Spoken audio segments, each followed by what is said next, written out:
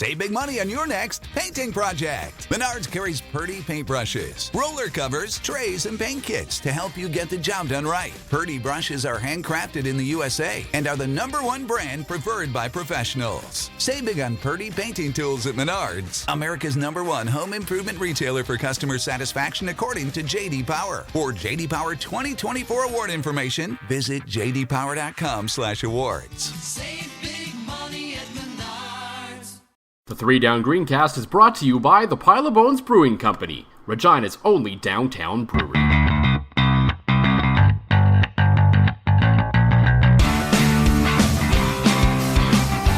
Well, a bit of a different podcast this week, as we're doing a little bit of a different format, as generally speaking. This is John and I kind of blabbering on for about half an hour or so about useless nonsense, and generally pretending to know what we talk about when it comes to the Saskatchewan Roughriders. But after a couple wins and a big week coming up, we decided to switch things up a little bit, and I am going between two Johns this week, as we are going to preview the Labor Day Classic, and I hope this kind of becomes a thing over as long as Drew and Justin allow us to keep doing this podcast every year for the Labor Day Classic between two Johns, with myself, John Fraser, and our good friend at 3 Down Nation and from the Blue Bomber Talk podcast in English, John Hodge. Hodgie, how you doing, bud?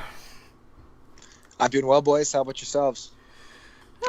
I would say above average. I finished up my first of 3 fantasy football drafts. I'm well rested and ready for some Labor Day goodness this weekend. Childless this weekend, so I'm going to not get a chance to watch it. I'll probably be doing yard work and listening to the sweet, sultry tones of Bob Irving and Doug Brown, which is not such a bad way to go. No, there are certainly worse ways to spend a weekend, like listening to the legend himself, and we'll get into some comments made to Bob Irving from Matt Nichols a little later in the show, as we're just going to really concentrate today on the game coming up, because I think the game last week for the Riders, they won against BC, and it was a lot of the same sort of storylines we've talked about again and again and again with this team. The defense was outstanding, the offense was okay for a little bit, and then kind of not good, so we don't really need to harp on that a whole lot. And I think for the first time really in a number of years, there's really a lot on the line this week on Labor Day, because both of these teams are heading in different directions, but they're kind of in the same spot overall in the standings right now. And these next 2 games really could go a long way in deciding where the standings in the West end up, especially between those 2 teams. So we're mostly going to talk about this game, especially because, well, we have Hodgie on the podcast as well, so we don't really need him coming on here talking about stuff that John and I can talk about quite ineffectively on our own. So we'll bring Hodgie in for that. But first, boys, starting with you as usual, Fraser, because I can't call you John because we wouldn't know which one I was talking to. True enough. Fraser, what's in the cup? Well, first off, a tip of the cup for saying Fraser right. Most people would butcher it, but clearly this is why we are friends. In the cup, with the inspiration of bringing on our friend Hodgie for this podcast, is my first introduction to craft beer. I went out and got from the Sobeys liquor store a little Fort Garry Pale. That is what is in the glass tonight. Probably the first craft beer I tried, and I figure it's Winnipeg-based for a Winnipeg kind of based podcast. Gonna give it a shot. Always a classic for me. If you're in Manitoba, make sure to pick some up. You can find a few places here in Saskatchewan, as obviously I did, as I did not do a smuggler's run down to Verdun. Hodgie, you sipping on anything tonight? I may or may not be sipping on a little bit of Stella Artois at the moment. Figure classy, a little classy man around here. Well, if I'm going to be on the Greencast, then I may or may not have to have something to sip on. So I understand as a teacher you maybe can't fully admit to it, but that's okay. Oh, it's all good. It's still the summertime, and I'm just enjoying a nice summer refreshment. That's all. Absolutely. And for myself, I have some Torque in the fridge from Winnipeg. I almost went that route, but I decided to go with just a classic out of Nokomis, Saskatchewan in the Nokomis IPA. Jeff and the gang up there, as usual, just doing a bang-up jog with a little bit of a tweaked recipe that makes it taste even better than it did before. So if you're looking for a nice balanced IPA, I will always recommend the Nokomis IPA.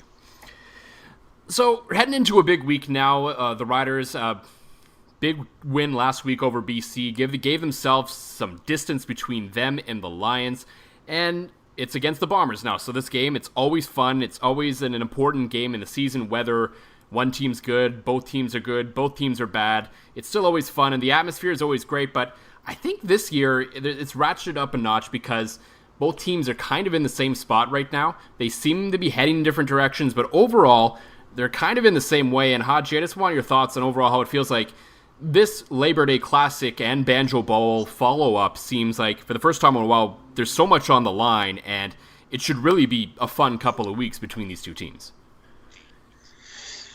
Yeah, if you look back over the history of this rivalry, it's actually pretty rare, the number of times, at least in the last, say, 15 years, that both teams have been competitive. That always hasn't mattered. For instance, in 2011, the Bombers were 7-1, the Riders were 1-7, and Winnipeg, probably a little bit too big for their britches, went in and lost by a pretty one-sided score in the 2011 Labor Day Classic. And a couple of years later, the Riders eventually would go on to be Grey Cup champs in 2013. The Bombers were completely stuck in what I'll call the Joe Mac toilet. They still managed to win the Banjo Bowl by a fairly one-sided score. And so team records haven't always mattered, but it is nice, I think, for fans, certainly in the provinces of Saskatchewan and Manitoba, but also I think across the league, when the Riders and the Bombers are competitive, because anytime you can get more eyeballs, more attention, more ink, more viewership, anything, more butts and seats, certainly it benefits everybody, right? A rising tide helps all ships, I think the saying is. So it's nice that the Bombers or the Riders have something to play for. They're essentially tied in the standings right now. The Bombers at 5-5, Riders at 5-4. And you're right. These two games will go a long way, I think, to determining the West Division standings. I think it's pretty safe to say that the Stampeders are going to be hosting the West Final again this year. Mm-hmm. Mm-hmm. But the Esks and then certainly the Bombers and Riders are right there at 3-4. And should one of these two teams manage to, say, sweep these two games and clinch the season series, they do meet for a third time later in the season in Winnipeg. But if one of these teams can sweep these two contests, which is very tough to do, but if they can, I think come November, we'll be looking back at those two contests and say, okay, yeah, I can see kind of where this team cemented its place in the West Division.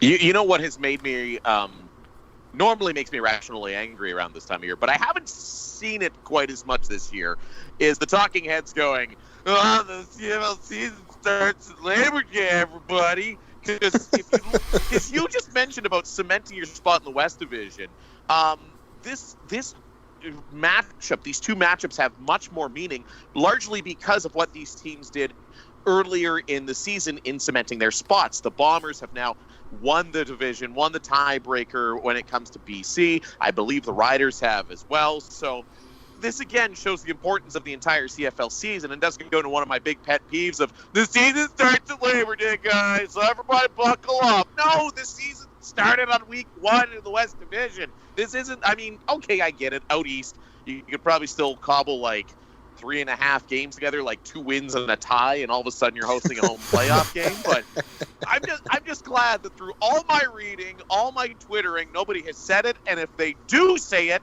I'm confiscating a hot dog cannon on Ryder's little go-kart with a siren on it and directly blasting you with a hot dog bazooka. On another note, Haji, while we have you, Mr. Blue Bomber Talk podcast, if you're a Bomber fan, great listen to. Haji, of course, great man who I think you bought me a drink once. That makes you an even better person. But the question being, heading into Labor Day, talking about those early season wins for the Bombers. Chris Streveler was the man. Came in a little bit last week. Chris Streveler looked like the man. Well, it looks like Matt Nichols is just a little bit off right now. As a Blue Bomber fan, how are you feeling about Matt Nichols going up against this aggressive Rider D? And follow-up question, do you think we'll see a little more Strev love coming out of this one? Let's start by saying this. Matt Nichols, I think for the last 2 seasons, since he became the Bombers starter in week 6 of the 2016 season, had done himself a lot of favors in kind of changing the narrative around him being kind of a career game manager, right? Or being a guy who was seen as a pretty average starter, a guy who wasn't going to go out and win you games, but wasn't necessarily going to go out and lose you games either, but kind of a middling starter, or even just a really solid backup. And he kind of shed that label. Last year he had 28 touchdown passes to just 8 interceptions. And he, of course, has led this team to an excellent record as a starter. I think it's somewhere to the tune of 21-9. So it's a very good record. But he hasn't been as sharp this year, and the numbers reflect that. His passing yardage per game is down almost 20%. His touchdown interception ratio, he threw 8 picks all of last year. He's already thrown 7. And he's only started 7 games, so he's on pace to throw more than twice the interceptions he did last year. And rushing is something that I think has been a huge issue as well. Matt Nichols has never necessarily been a quarterback who's a huge threat to take off and run at any given time, but he's rushing for literally, I think it's 20% of the yardage that he was rushing for per game last season. I think he's only taken off a single-digit number of times this year. And I think that's to me anyways, a big deal, because a quarterback who can run, and I'm not saying necessarily, Michael Vick, who can take over a game with his legs, but just having the mobility to have that as an option changes the way in which defenses need to prepare for you, need to look at you, and need to decide the way in which they are going to navigate defending you. And if you're unwilling or unable to take off from the pocket in any capacity, you're a sitting duck. And that's something that we've seen at times this year, particularly, I think, late in the Calgary game last week, when Matt Nichols was, he had his receivers blanketed and he had nowhere to go with the football. As you said, Fraser, there's a quarterback in Winnipeg who's very athletic and can use his legs. And while we know Chris Streveler won't be starting the game, I advocated on the Blue Bomber Talk podcast this week for Chris Streveler to get meaningful snaps in this game, because, as has kind of been demonstrated over the last, especially 2 games where the Bombers have been without Weston Dressler, Matt Nichols is not able to move the football consistently, which is something we haven't seen in Winnipeg since he became the starter, but it's certainly troubling. And I think when you're facing Chris Jones, a top defensive mind in the CFL who has, full credit to him in that defense in Saskatchewan, an excellent unit, you're going to have to do anything you can to shake things up and provide different looks to match the different looks that Jones is going to give you. And so I think the Bombers, if they're smart, are going to find a way to get Streveler on the field one way or another. When it comes to Matt Nichols, we've always had questions about him, and it seemed like he answered them. And then I just wonder, with the injury and some of the post-game comments he's made recently, not so much that I disagree with what he's been saying, and I'm never going to slam a guy for coming out and saying what's on his mind when so many players don't. And I know the tone of the thing with Bob Irving was kind of taken out of context by a lot of people, especially the TSN panel. But I just wonder for Matt Nichols right now, and Haji, you can prove me wrong or right on this. I just wonder if some of it is between his ears at this point, where because things are kind of struggling, he's just not all there for him in his mind right now, like it was so clear for him last year. Well, I think, the whispers that I heard back in training camp when Matt Nichols first suffered, his knee injury, made it out to be a bad injury. It was one that was going to keep him out for, probably the first third of the season, and the Bombers had kind of a conveniently placed bye week at about the 3rd mark of the season. And so that's essentially what I was told, is he's going to be out for, probably a total of 8 weeks, and he's going to be, he'll come in after that bye. And the Bombers didn't let that happen. They had him in week 4 in the back-to-back with BC, a game that club won. But, Matt Nichols has clearly not been as sharp. He's certainly not been as mobile whatsoever. And part of that might just be age. He's 31 now. Guys don't run the same at 31 as they do at 23. But, I wouldn't disagree with that. Some of it might be between his ears. One of the big linchpins outside of just the knee injury for me with Nichols was when Weston Dressler went down very early in the game to Hamilton. He's missed the last 2 games completely, but he missed, well over 3/4 of that contest against the Ticats. Yeah. And looked after Dressler was out of that game. He didn't look remotely comfortable against Ottawa, and largely this past week against Calgary, he wasn't comfortable either. And so, Nichols has been without Dressler for stretches over the last 2 years. Dressler at this stage in his career he's not going to be a guy who plays 18 games. But I think you're probably onto something, Joel, in that it could be mental because, as much as the knee and as much as the absence of Dressler and just, the pressure of being the starting quarterback in the Winnipeg Blue Bombers are probably contributing factors. Those are all things that he's dealt with and kind of mitigated the past few seasons. Whereas this year, we're kind of seeing cracks in the concrete, so to speak, that weren't necessarily there in years past. You can mention a IGF field joke as soon as you bring up the cracks in the concrete there, John. That is true. Unlike the shiny new surface, of course, Saskatchewan has. John, from an outside observer, if you've listened to our podcast, we've kind of it's almost been the same story all season long. The Rider offense, neither of us, I'm on board with you now, Joel, for the record, especially after watching the BC game. I don't think this is an offense that can win the football game, but that defense has been so very impressive. Meanwhile, the Bomber defense this year has been Swiss cheese-like at times, has been a little stinky at times. I'm going to pose this to both of you gentlemen here. What do you think is going to win in this game? Is it going to be the Rider offense? Do you think the Rider offense can take advantage of some stinky Bomber defense, or do you think that Rider defense is just going to take Matt Nichols out behind the woodshed and, pull a Lassie on him? You can go first, Joel. It's a good question because I was thinking about that today where both teams have a strength and a weakness that is the opposite of each other. Overall, this season, the Winnipeg offense has been pretty good. It's going through a little bit of a rough patch right now, but if they can get Andrew Harris going again, that's going to be a challenge for any defense. And at the same time, while that Rider defense has been so good that they should be able to contain Andrew Harris and do what they have to do, I really think there's a chance that both really could happen. I think you could see the Rider defense just really focus on Andrew Harris, and as I heard you, Hodge, say a lot on the Blue Bomber Talk podcast this week, talk about how teams have effectively tried to shut down Andrew Harris and make Matt Nichols beat them, and he really hasn't been able to.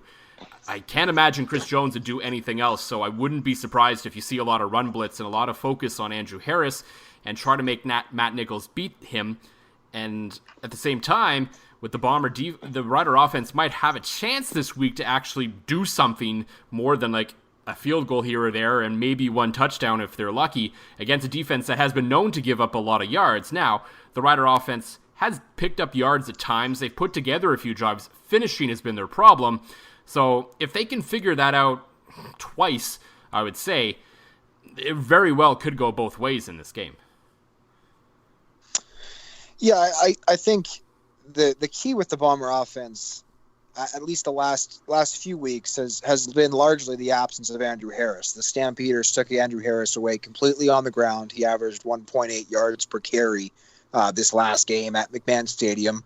And the prior week, when the Bombers hosted the Red Blacks, they completely took him out of the passing game. Basically, what Noel Thorpe and that defense did was anytime Andrew Harris went for an outlet pass, the defensive end on that side would just go with them, whether it was Avery Ellis or A.C. Leonard, two very athletic defensive ends. A.C. Leonard even having a background as a tight end receiver kind of hybrid in the NFL.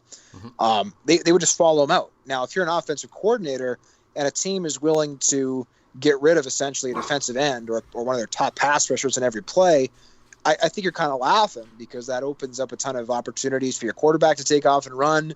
That opens up a giant passing lane. But the Bombers weren't able to take advantage. And if you're not able to take advantage of looks like that, then that's a problem because that's something that every other team is going to see on film and say, hey, if the Bombers have been given this look and they can't handle it, we need to make this look a part of our defense this week, even if it's not something that we normally bring onto the field.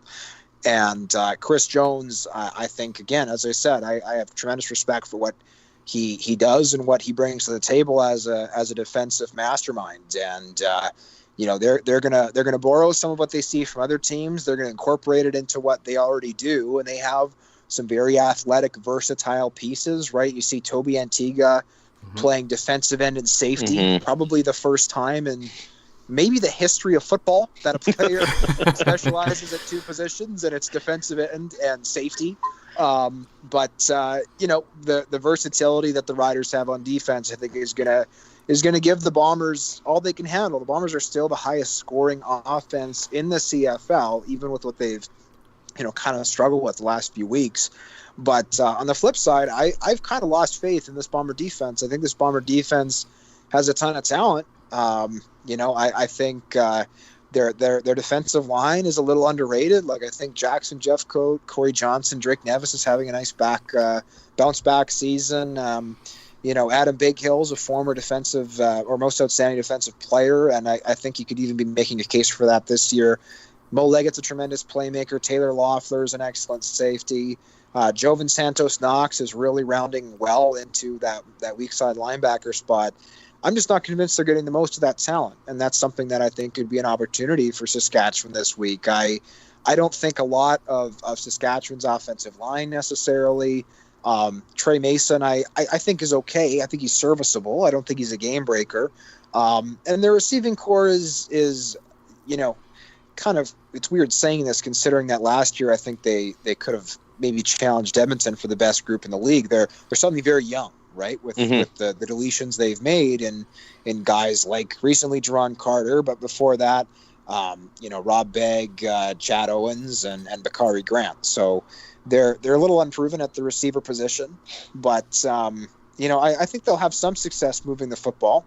Though if you're the Bombers, I think they pose, especially after going against teams like Calgary and Ottawa the last 2 weeks, Saskatchewan poses maybe a little bit of a lesser challenge in that they don't have the game breakers like a team like the Red Blacks or Stampeders do.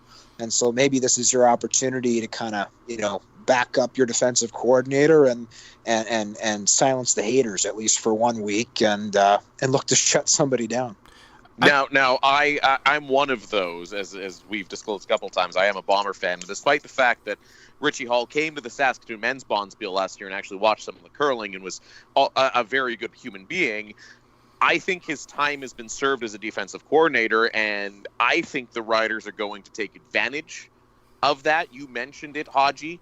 They have the talent, and they just can't put it together. On paper, that looks like a great defense. I pose the question now, if the guys in green win both games, is Richie Hall the guy that goes maybe mid-season as this team looks for a change, which, again, thanks to the wins against BC, they might have a week, they can go through this lull and maybe still figure it out depending what happens in the East. But does Richie Hall's head finally roll in Winnipeg if this ends up in 4 straight losses, which I'm of the belief, as a Bomber fan that also co-hosts a Rider podcast, I'm of the belief that the Riders are going to win both these games based on those facts that you've mentioned with that atrocious Bomber D minus Adam Bighill.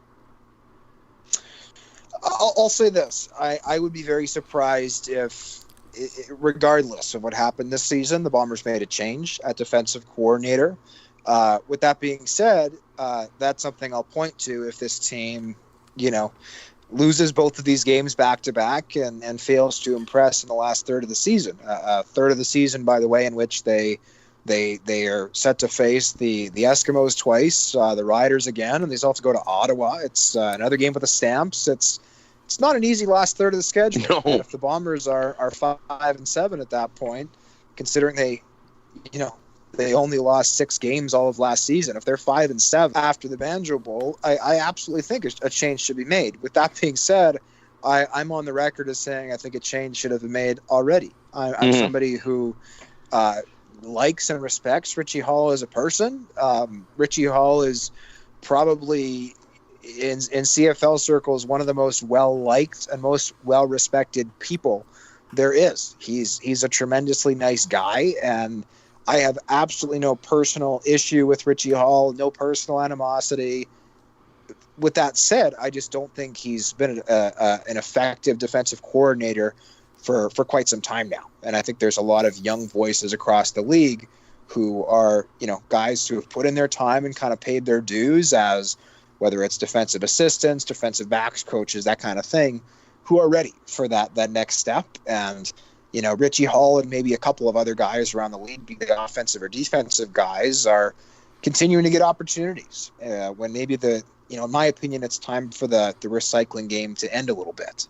To use an example of that, nobody picked Kyle Walters to go from special teams coordinator to assistant GM to GM in a period of no more than 3 or 4 years. And that has proven to be very successful for the Bombers in building a quality roster and having arguably, I think, the best Canadian talent in the league. It's something that Dave Dickinson said, for example, this last week. He said the Bombers Canadians are as good as anybody's. And, I think it's kind of time for the Bombers to make a change. They have Glenn Young and Jordan Younger as two assistants who I think they like a lot, guys who, combined with O'Shea, have 39 years of playing experience at the professional level and 15 years of coaching experience at the professional level, yet none have ever been, in the CFL at least, a defensive coordinator. And so, if you have a brain trust like O'Shea and Younger and Young, I think, it might just be time for those three to take over as DC, kind of as a group, or at the very least, I would like to see the play calling turned over to somebody new, because I think right now, if you're a team game planning against Richie Hall defense, you know what you're going to get, you know what you're going to see, and you know when you're going to get it and when you're going to see it. Whereas if you're a team that is coming in and suddenly Glenn Young, for instance, is calling the defensive plays for the Bombers, well, now you have no idea what his tendencies are going to be, what his game plan is going to look like as far as calling a certain thing at a certain time, and so. That type of shakeup, I think, is in the realm of possibility. But no, I don't think, regardless of how poorly this defense plays down the stretch, that the Bombers will make a change in season, which I think could also be part of their undoing if their season does, in fact, take a turn for the worse here in the short or long term.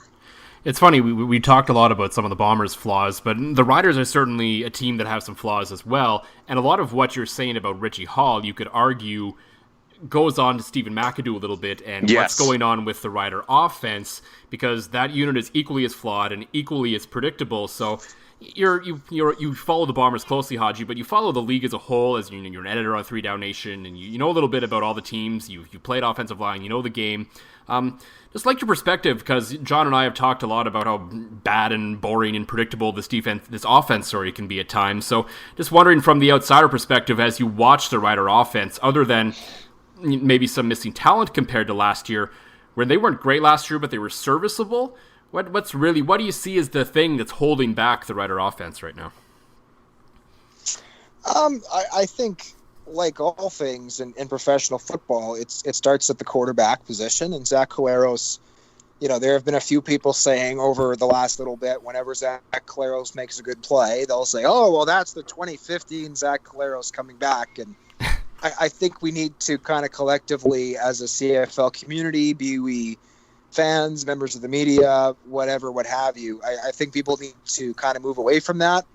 Zach Collaros was an MOP candidate in 2015, and in 2016 and 17 was, I wouldn't go as far as say a disaster, but certainly a below average starter in the CFL. And I think now what we're kind of seeing a healthy balance of that. He's certainly more effective now as a member of the Riders than he has been in the past 2 seasons, but he's never going to be that high-flying absolute stud that he was in 2015, where he was, arguably the league's best passer and also arguably the league's best running quarterback. A guy who could completely take over a game. That guy's gone. That ship has sailed, and that's not a knock on Zach. That's just reality. And that's fine too.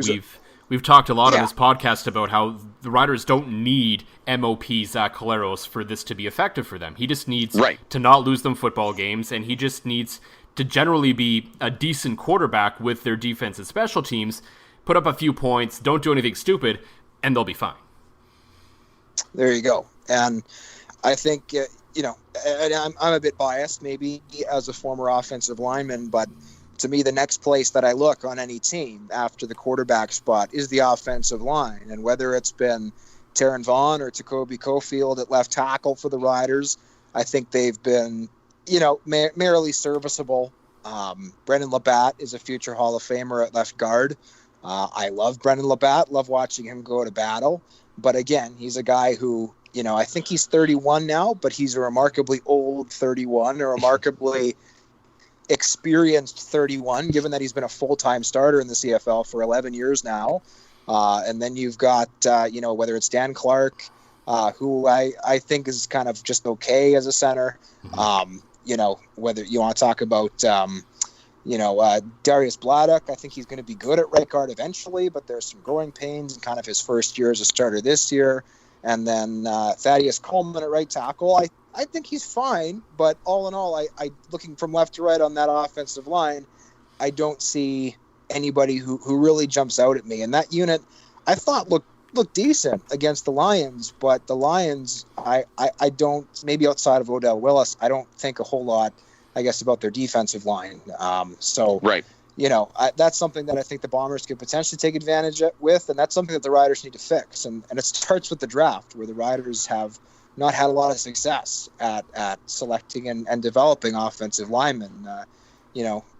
Josiah St. John got some reps this last game when Brendan Labatt was out for a short stint, and I think that's the first time we've seen Josiah St. John take a meaningful snap in literally 2 calendar years, which says a lot considering he's, the best and brightest offensive lineman that they've developed, at least on the Canadian side of things, in 5 years, right? Yeah.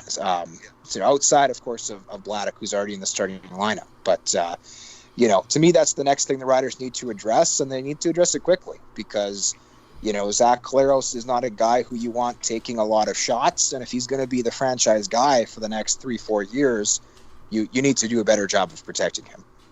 So I've already gone on the record with my prediction. And again, this comes like with the ultimate bias canceling outism for me, Bomber fan, Rider podcast co-host, living in Saskatchewan, starting to really get the green propaganda sinking into my soul on a daily basis. I say the Riders are going to sweep the Labor Day Classic and the subsequent Banjo Bowl, especially if I happen to attend either game, because the Bombers are 0-15 in the last 15 Bomber games I've been to, so I'm now banned from all of them. How about for you two gentlemen? What's the result this weekend? And if you feel like it, take a crack at the Banjo Bowl as well. Although that's a week down the road. Let's just focus on this week. Well, I pretty much already shared my thoughts earlier. I think, and I'll Hodge and I both have to put in our picks for 3 Down Nation in a night here. So I'll probably hold off on thinking about the Banjo Bowl until I see what happens this week. And we do know that is it's always tough to win both of these games, especially if the home team wins the first one. So I'm going with the Riders this week just because I think, and this is basically the logic I used last week when I picked them against the Lions. It was just that Rider defense out of all the units on the field is the best on the field, and until someone else steps up and has an offensive performance against them, it's pretty hard to get a bet against them at this point. I don't believe the Rider offense can win them a game. They're going to have to prove it to me at some point before the playoffs. Otherwise, that could be a concern because you never know when the defense might have an off day. So I'm going to stick with the Rider defense, but if there's any game where maybe the Rider offense steps up against a pretty good team and shows that it's worth a damn, it might be against this defense. So there's a chance that this could be a bit of a laugher for the Riders, but I think it will ultimately remain close because the offense won't be as effective as it could be, but that defense will win them the football game. Right on. I'm ultimately in both games just rooting for close, fun football. Yes. Last year sorry? I said yes, I agreed with you, John. Sorry, I missed what you said. I think that, last year these were pretty evenly matched teams, and the Riders won the Labor Day Classic in a laugher, and the Bombers won the Banjo Bowl in a bit of a laugher. And so if we could just get 2 really tight games, I'm happy. But as for my prediction, I think we're going to kind of see what we saw last year. And I think the Riders are going to win Labor Day. I think the Bombers are going to win the Banjo Bowl.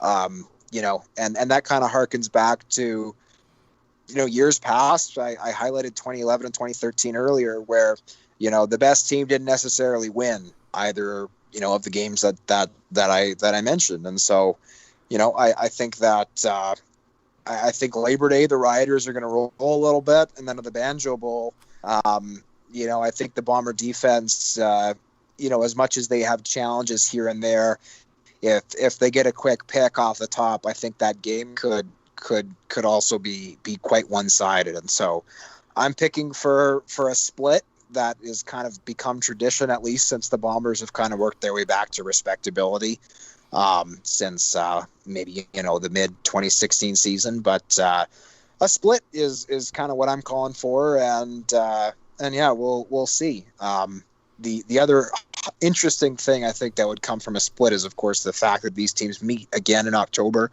at Investors Group Field, and what better way to have some great storylines going into the season late than the Bombers and Riders playing for a potential, home playoff game or some type of tiebreaker down the road after splitting Labor Day and Banjo Bowl. So that's my pick. That game in October would certainly be a whole lot of fun, and I think the Riders might fly John Fraser into that one to make sure that the Bombers lose.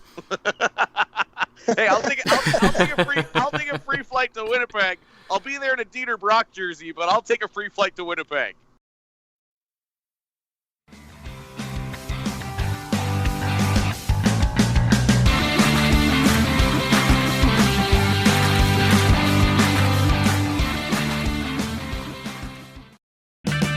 Save on O'Reilly Brake Parts Cleaner. Get 2 cans of O'Reilly Brake Parts Cleaner for just $8. Valid in-store only at O'Reilly Auto Parts. Oh, oh,